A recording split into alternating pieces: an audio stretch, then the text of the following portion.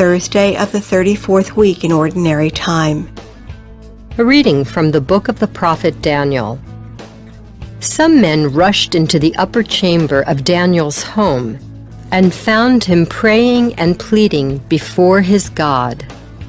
Then they went to remind the king about the prohibition. Did you not decree, O king, that no one is to address a petition to God or man for 30 days except to you, O king? Otherwise he shall be cast into a den of lions? The king answered them, The decree is absolute, irrevocable under the Mede and Persian law. To this they replied, Daniel, the Jewish exile, has paid no attention to you, O king, or to the decree you issued. 3 times a day he offers his prayer. The king was deeply grieved at this news, and he made up his mind to save Daniel. He worked till sunset to rescue him. But these men insisted. They said, Keep in mind, O king, that under the Mede and Persian law, every royal prohibition or decree is irrevocable. So the king ordered Daniel to be brought and cast into the lion's den. To Daniel he said, May your God, whom you serve so constantly, save you.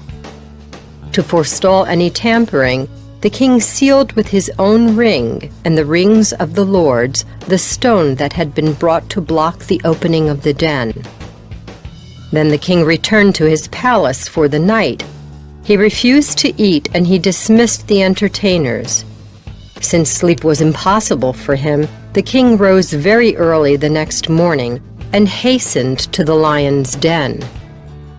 As he drew near, he cried out to Daniel sorrowfully, O Daniel, servant of the living God, has the God whom you serve so constantly been able to save you from the lions?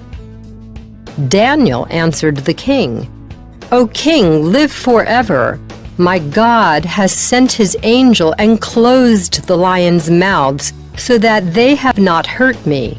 For I have been found innocent before him.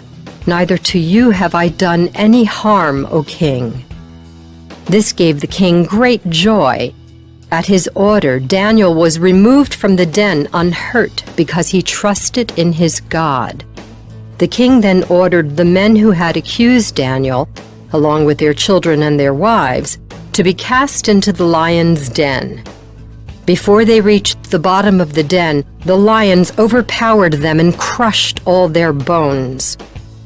Then King Darius wrote to the nations and peoples of every language wherever they dwell on the earth, All peace to you. I decree that throughout my royal domain, the God of Daniel is to be reverenced and feared. For he is the living God, enduring forever. His kingdom shall not be destroyed, and his dominion shall be without end. He is a deliverer and savior, working signs and wonders in heaven and on earth. And he delivered Daniel from the lion's power. The word of the Lord. The responsorial psalm. The response is, Give glory and eternal praise to him. Dew and rain, bless the Lord. Praise and exalt him above all forever. Give glory and eternal praise to him. Frost and chill, bless the Lord. Praise and exalt him above all forever. Give glory and eternal praise to him. Ice and snow, bless the Lord.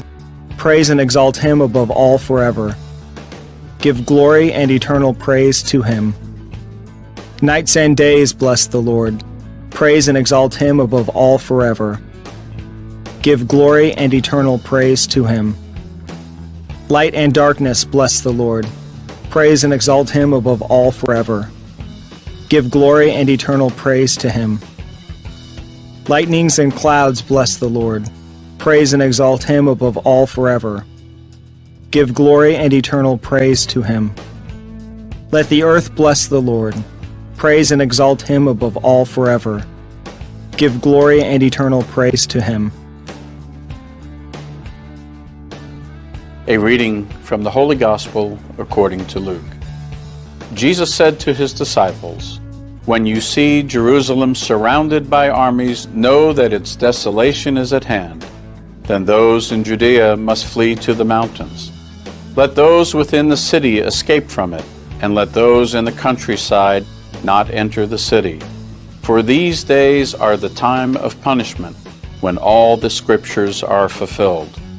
Woe to pregnant women and nursing mothers in those days, for a terrible calamity will come upon the earth, and a wrathful judgment upon this people. They will fall by the edge of the sword and be taken as captives to all the Gentiles, and Jerusalem will be trampled underfoot by the Gentiles until the times of the Gentiles are fulfilled.